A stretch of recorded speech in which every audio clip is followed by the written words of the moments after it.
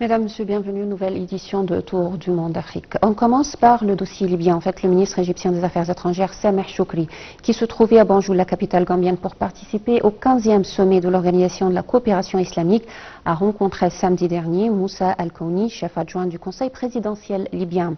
Monsieur Choukri a réitéré le soutien continu de l'Égypte au processus politique libyen et aux efforts visant à concilier les points de vue. Tout de suite, plus de détails dans ce commentaire. Une entreprise africaine propose aux particuliers et aux entreprises des formules d'abonnement à l'énergie solaire et aux batteries bénéficient de la récente hausse des financements privés.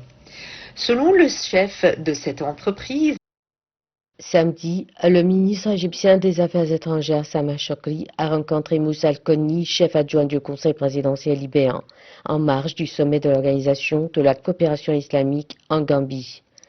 Le chef de la diplomatie égyptienne a exprimé l'engagement de l'Égypte à soutenir le Conseil présidentiel libyen et à maintenir l'unité de la Libye. L'Égypte a réitéré son soutien continu au processus politique libyen et aux efforts visant à concilier les points de vue. La réunion a abordé la nécessité de retirer les forces étrangères de Libye sur la base des résolutions pertinentes du Conseil de sécurité et des résultats des processus de Paris et de Berlin. Choukri et Al-Kouni ont convenu de poursuivre leur coordination conjointe et leur visite de haut niveau pour instaurer la stabilité en Libye. Al-Kouni a lui salué le rôle de l'Égypte et son engagement en faveur de la stabilité de la Libye, reconnaissant la contribution significative du Caire à la résolution de la crise libyenne. Le ministre égyptien des Affaires étrangères, Sameh Choukri, s'est rendu vendredi à Banjul, la capitale gambienne, pour assister au 15e sommet de la conférence islamique prévu samedi et dimanche. Le sommet de 2 jours est tenu sous le thème Renforcer l'unité et la solidarité par le dialogue pour le développement durable. Le sommet a abordé des questions politiques importantes, notamment la guerre d'Israël contre Gaza et la crise au Soudan et en Libye. Il a abordé également des questions économiques liées à l'accélération de la réalisation des objectifs de développement durable, à l'élimination de la pauvreté et à la lutte contre le changement climatique. Le sommet a par ailleurs appelé à rejeter les discours de haine et d'islamophobie et à promouvoir l'esprit de dialogue et de tolérance entre les civilisations, les cultures et les peuples.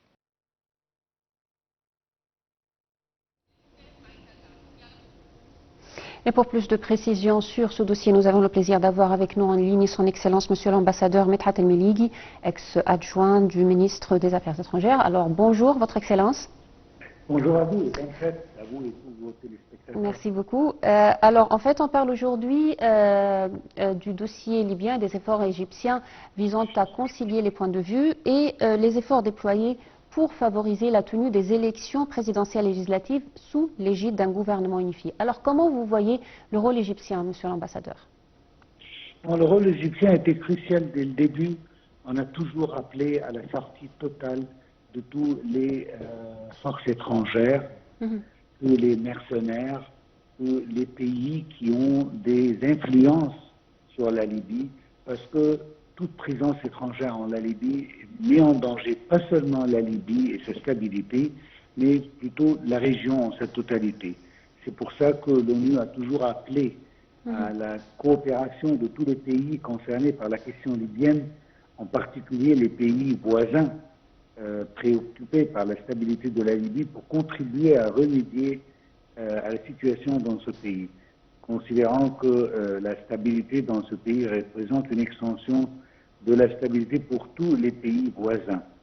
Alors, je trouve que c'était très important de demander toujours, et ce que l'Égypte a toujours appelé à faire, c'est de aider à évacuer les mouvements armés étrangers, les combattants étrangers et les mercenaires de tous les territoires libyens. Oui.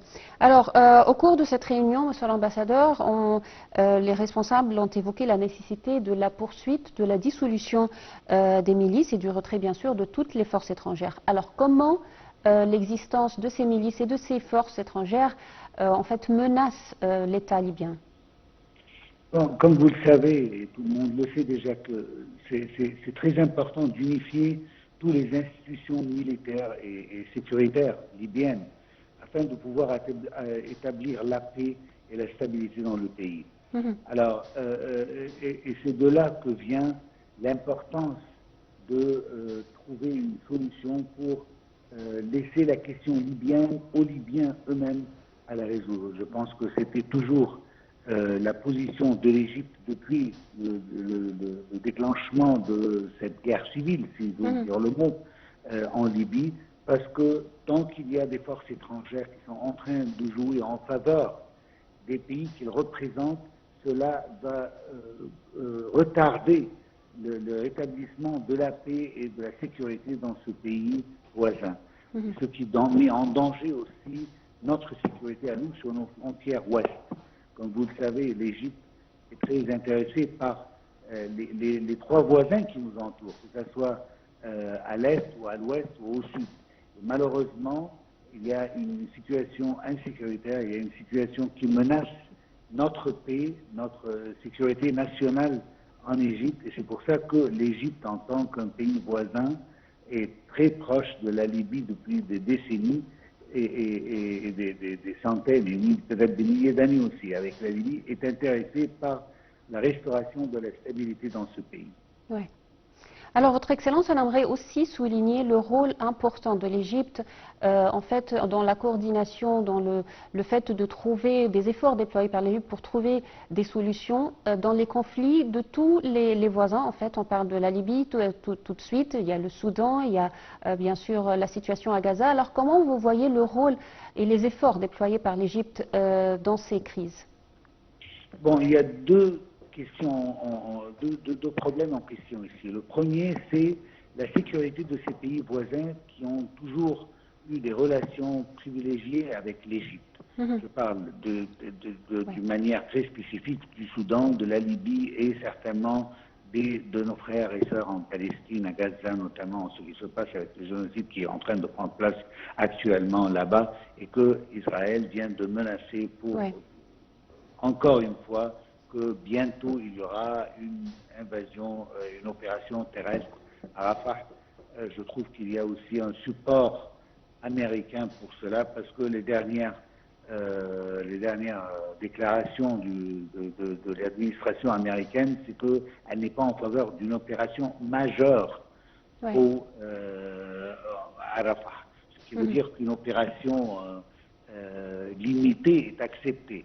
On ne sait pas exactement limité veut dire quoi exactement. C'est un mot qui est très vague et qui ne donne pas d'explicité au danger que représente une opération pareille. En tout cas, l'Égypte, dès le début, a souligné l'importance de restaurer la stabilité et la sécurité dans ces pays voisins. Pour la deuxième raison, j'ai parlé de la première raison, c'est l'importance de ces pays en soi, mais le deuxième point qui est très important, c'est notre sécurité nationale.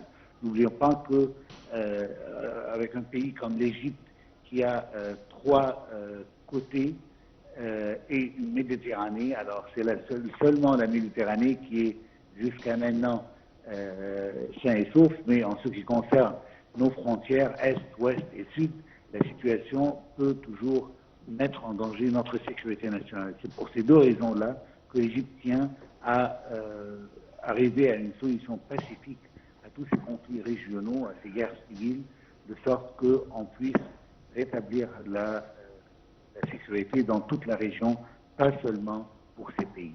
Ouais.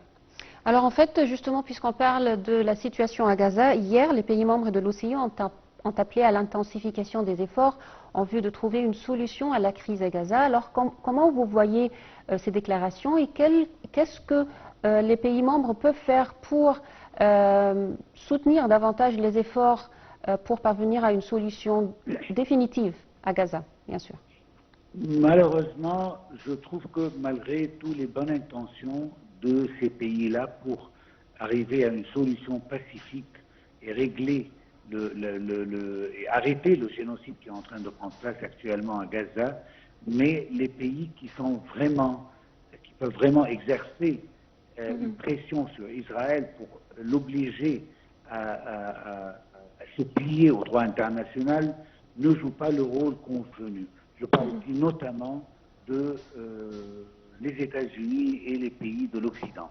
Alors ces pays, malgré leurs mots qui essayent de calmer la situation, Mais à vrai dire, leur action est totalement différente. Entre un soutien militaire, un soutien diplomatique et politique pour les actions d'Israël sous le prétexte de se défendre. Malgré qu'il y a une nouvelle opinion publique qui est en train d'être formulée actuellement, notamment parmi les jeunes et les nouvelles générations en Europe et aux États-Unis.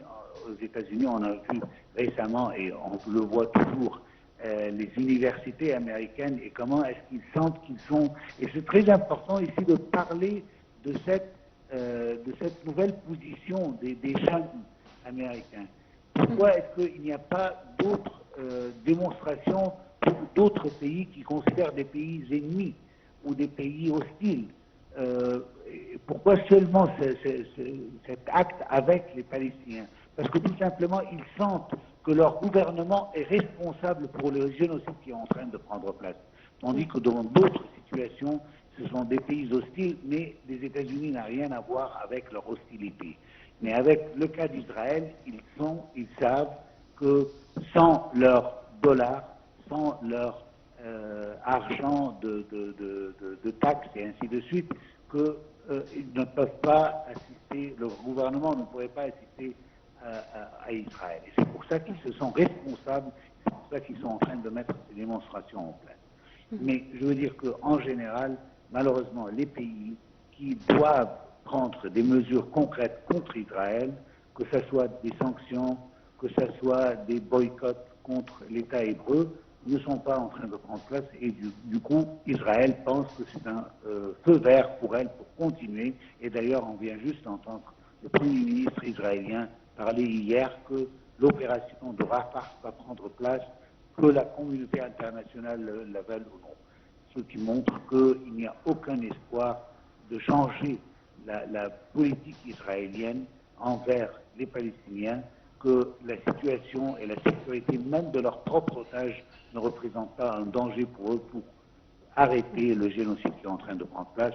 Et du coup, je ne suis pas aussi optimiste comme j'espérais de l'être à cause du support américain et les Occidentaux que je compte comme complices à Israël dans ce génocide qui est en train de prendre place actuellement. Monsieur l'ambassadeur Medhat El-Meligi, je rappelle, vous êtes ex-ministre adjoint des Affaires étrangères. Je vous remercie infiniment. Merci beaucoup.